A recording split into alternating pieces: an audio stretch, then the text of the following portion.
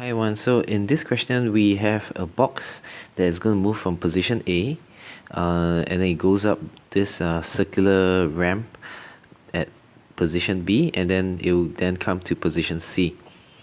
Okay, so how do we attempt this question? We'll actually need to look at using the energy equations and also the centripetal motion equations. Okay, let me first write down in terms of the forces at the respective areas. So at A, we have the normal force at A, and then we have mg. At B, we will have the normal force at B, and then mg. And then at C, we have the normal force at C,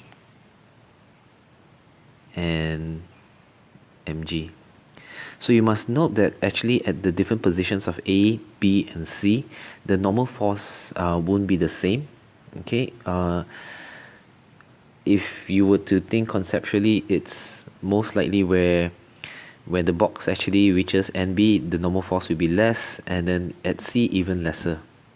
Okay, let's write down the force equations at B and C. So at B,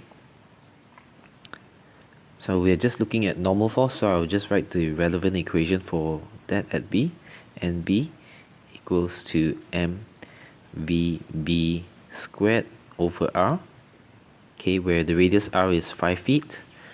Okay, so there's also another force which is mg, so I could actually write mg equals to ma, which is the linear acceleration at B that's going upwards, vertically upwards.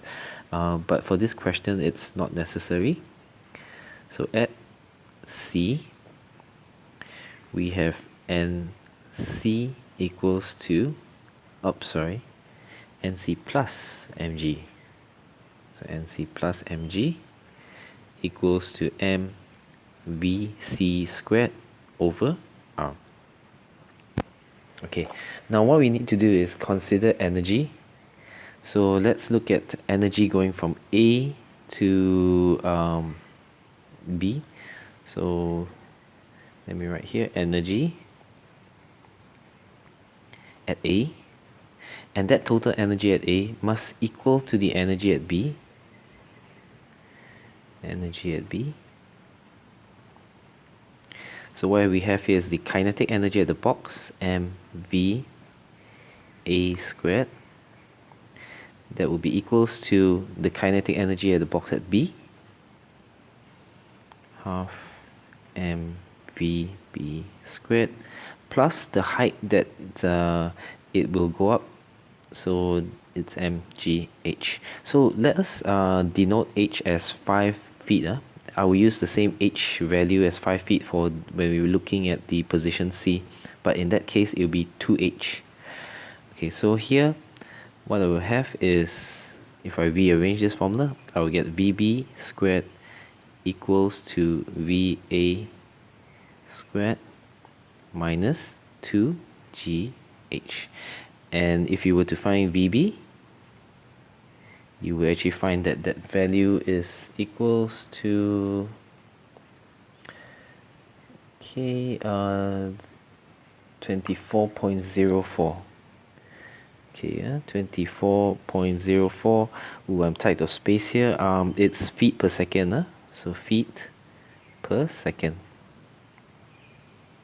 Okay, so with that information, I can then look at the force at B, which is the normal force that we are looking at. So NB is equals to mvb squared over r. And if you were to calculate this value, you actually get a value of 231.2. Okay, and this is in terms of pounds, feet, and per second.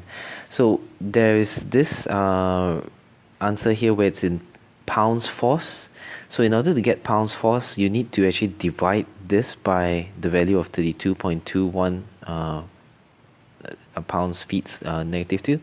So what happens is that's the equivalent. 1 pound force is actually equals to this So what happens is, in order to get it in terms of pounds feet, pounds force, so this will be 23.1, oops, sorry, 231.2 divided by 32. So you have to do the unit conversion properly, and this will give you 7.18 pounds force. Okay, so the same goes for the situation at C. I can use the total energy at C, total energy at A equals to the total energy at C, equals to energy at B at C.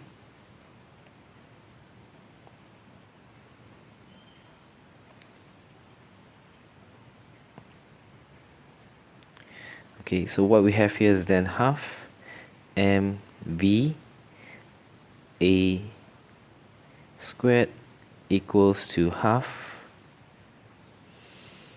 mvc squared plus mg 2h. Okay, so h being 5 feet.